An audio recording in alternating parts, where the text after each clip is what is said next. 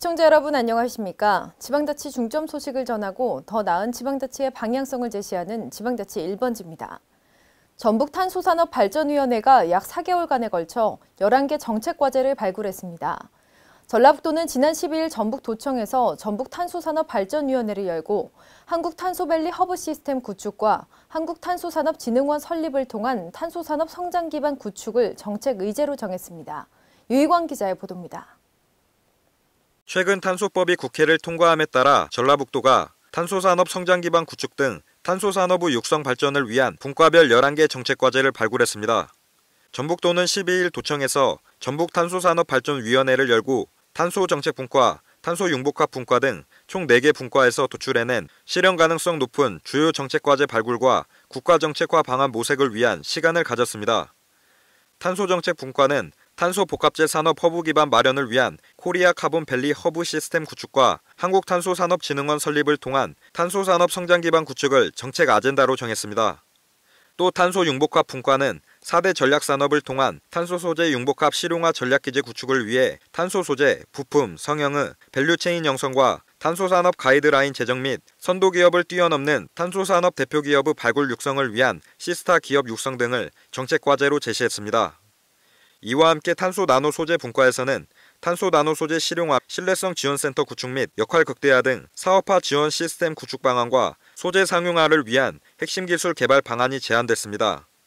이영규 정무부 지사는 탄소법 제정으로 국가는 의무적으로 탄소 소재 발전을 위한 종합계획을 수립해야 한다며 탄소산업발전위원회를 중심으로 많은 아이디어를 발굴해내고 정부에 제공해 최대한 국가정책화를 도모해야 한다라며 탄소산업발전위원회의 보다 적극적인 역할을 당부했습니다.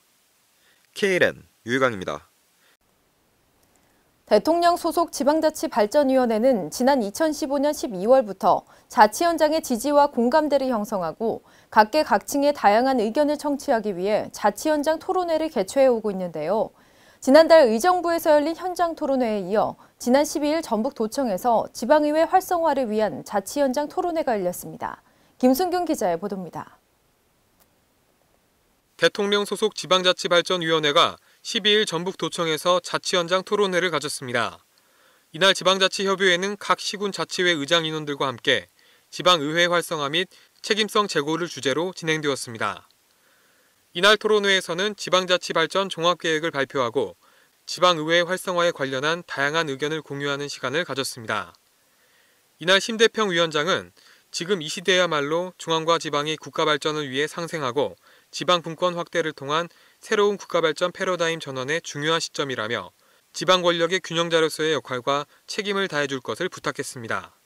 지방의회 활성화는 세 가지 목표를 가지고 있습니다. 하나는 의정 활동을 원활하게 수행할 수 있도록 하는 데 역점을 둬야 되고 또 지방의회 의장의 인사권을 확립하는 데 역점을 두고 있고 가장 중요한 자치 입법권을 원활하게 수행할 수 있도록 제도적으로 뒷받침하는 데 목표를 두고 있습니다. 한편 지방자치위원회는 지난해부터 지방자치발전 종합계획에 담긴 내용에 따라 자치 현장의 공감대 형성 및 다양한 의견 청취를 위해 자치 현장 토론회를 열어왔습니다. KLN 김승균입니다. 선박건조 수주 부진으로 현대중공업이 군산조선소를 가동 중단을 넘어 철수한다는 설까지 제기되고 있어 지역 정치권이 대책 마련을 촉구하고 나섰습니다. 군산조선소의 가동 중단이 결정되면 5천여 명의 일자리를 잃고 협력사 등이 심각한 경영난을 겪을 것으로 예상되는데요. 전라북도의 경제가 큰 타격을 받을 것으로 우려됩니다. 유희광 기자의 보도입니다.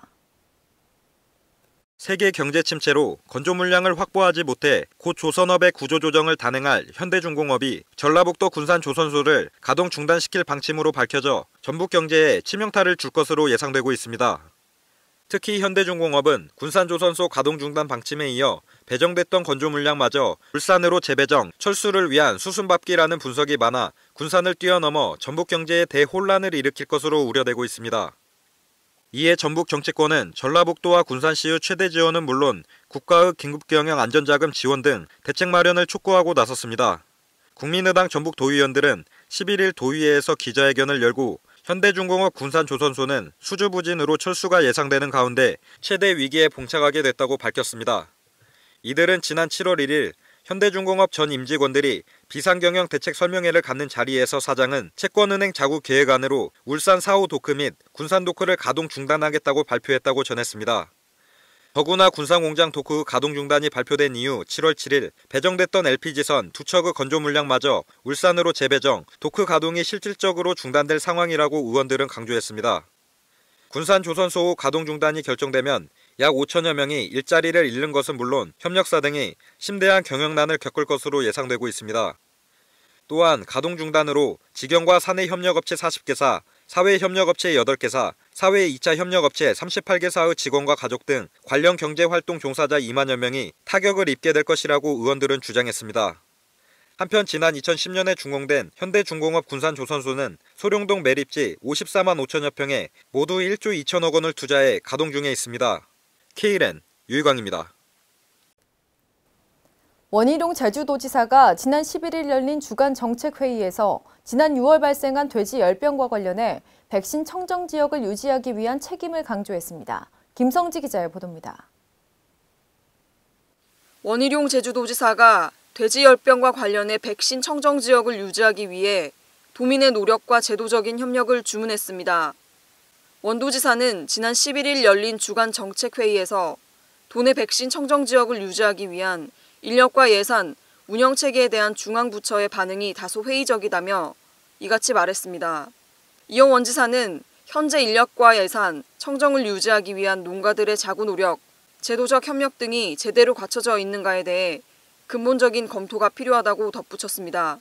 또 양돈농가, 축산농가, 도내 관련 업체 등이 드러난 정보를 공유하고 문제 해결을 위한 공론화 과정을 거치자고 요구했습니다. K랜 김성지입니다.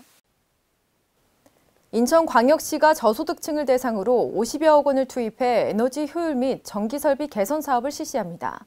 우선 2,600가구의 난방 효율을 높이는 공사와 노후 불량 전기 설비 보수를 실시해 에너지 빈곤 격차가 좁혀질 것으로 기대됩니다. 김순균 기자의 보도입니다. 인천광역시가 한국전기안전공사와 손잡고 관내 저소득층의 전기 설비 개선 사업에 박차를 가하고 있습니다.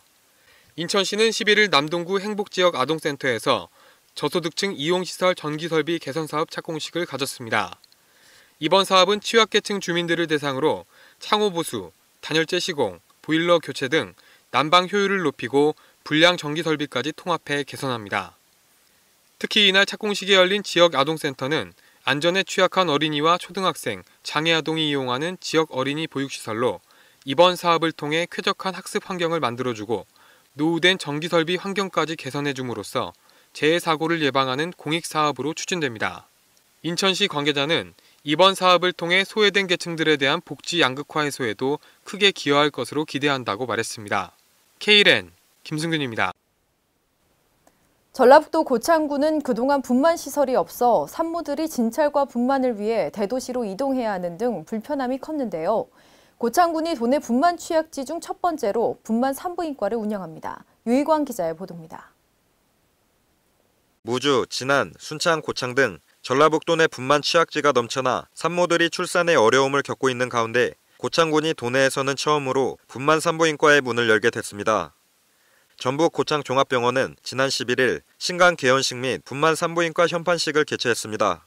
이번 개원한 분만 산부인과에서는 지역 내 임산부를 비롯한 임신 중인 여성들의 산통 및 출산을 돕고 진료와 검진 등의 서비스를 제공합니다.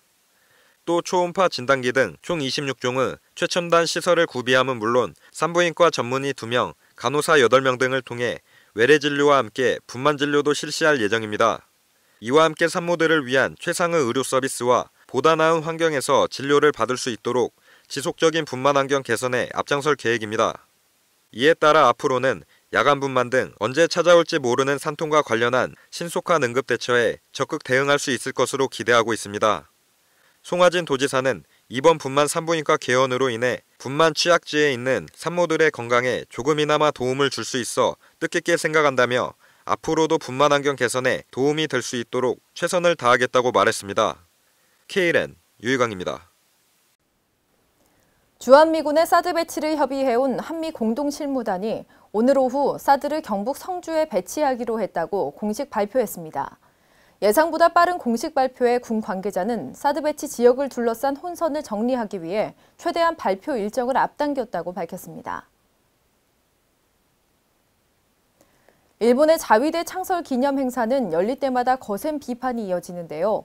일본 자위대 창설 62주년을 기념하는 주한 일본 대사관 행사가 지난 12일 서울 시내 호텔에서 시민단체들의 항의 집회 속에 열렸습니다. 3년 만의 일인데요. 시민사회 단체들은 이날 호텔 앞에서 서울 도심 기념식을 규탄하는 집회를 가졌지만 일본 대사관은 행사를 강행했습니다. 부산의 학교 전담 경찰관들이 여고생과 성관계한 사건과 관련해 12일 동안 진상조사를 벌였던 경찰 특별조사단이 문제의 경찰관 2명을 형사 입건했습니다. 또한 이번 사건을 은폐한 경찰 간부 17명을 징계하도록 했습니다. 하지만 관심을 끌었던 강신명 경찰청장과 이상식 부산청장의 사전 인지 여부에 대해서는 모두 사전에 알지 못했던 것으로 결론을 내려 꼬리 자르기라는 비판이 일고 있습니다. 코레일이 최근 ITX 청춘열차의 요금을 기습 인상해 춘천시와 사회단체, 시민 등 지역사회의 반발이 확산되고 있습니다. 코레일은 경영난을 이유로 현행 요금 할인율을 반으로 축소하고 다음 달 1일부터 시행하겠다고 밝혔습니다. 이에 춘천시는 오늘 지역사회 의견을 집약해 코레일을 항의 방문하겠다고 밝혔습니다.